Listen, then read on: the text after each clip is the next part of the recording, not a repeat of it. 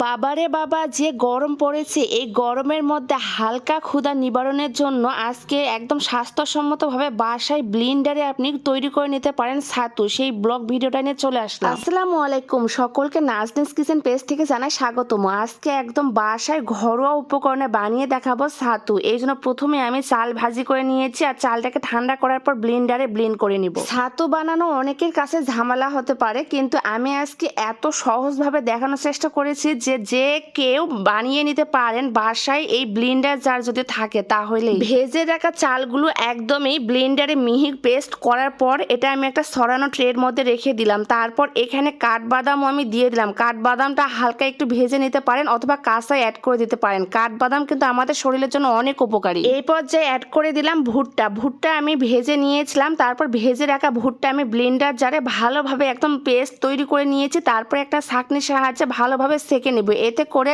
Extra আঁশগুলো আলাদা হয়ে যাবে। আজকে ছাতু তৈরি করার ক্ষেত্রে অনেকগুলো উপকরণ ব্যবহার করেছি আর সবগুলো আমাদের শরীরের জন্য অনেক বেশি হেলদি। এখানে আমি তিল অ্যাড করে দিয়েছি। ভেজে রাখা তিলটা আমি ব্লেন্ডার জারে ভালোভাবে মিহি পেস্ট করে সেকে নিয়েছি। আমি ছাতু তৈরি করার ক্ষেত্রে এখানে কালো তিলটা আমি ব্যবহার করেছি। আপনাদের হাতের কাছে কালো তিল না থাকলে সাদা তিলটাও অ্যাড করে দিতে পারেন, তবে যে তিলই দেন খেতে কিন্তু অনেক বেশি ভালো লাগবে আর অনেক বেশি হেলদি। আমি সবগুলো উপকরণ ভালোভাবে ব্লেন্ডার জারে একদম পেস্ট তৈরি করে সেকে নিয়েছি। তারপর একটা ছড়ানো ট্রের মধ্যে সবগুলো উপকরণ ভালোভাবে মিক্সড করে নেব। সবগুলো উপকরণ ভালোভাবে মিক্সড করার পর এখানে অ্যাড করে দিলাম কোরানো নারিকেল।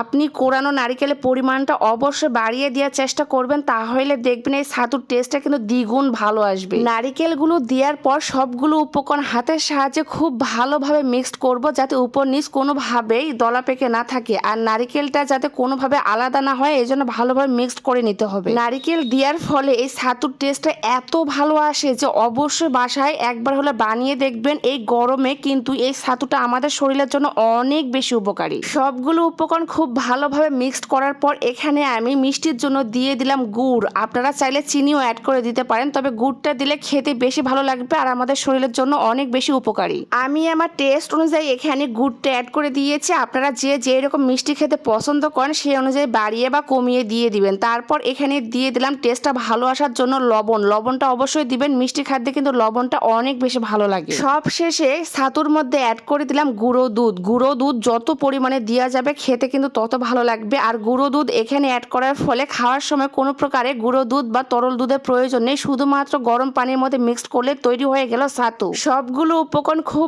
ভালোভাবে মিক্সড করলে তৈরি হয়ে গেল ঘরে বানানো একদমই স্বাস্থ্যসম্মত ছাতু। অবশ্যই ভিডিওটা ভালো লাগলে বেশি বেশি করে শেয়ার করবেন। এইভাবে বক্সে করে আপনি ফ্রিজে রাখতে পারেন 1 মাস। সবাই ভালো থাকবেন, আমার জন্য অনেক বেশি দোয়া করবেন। আজকের মতো আল্লাহ হাফেজ।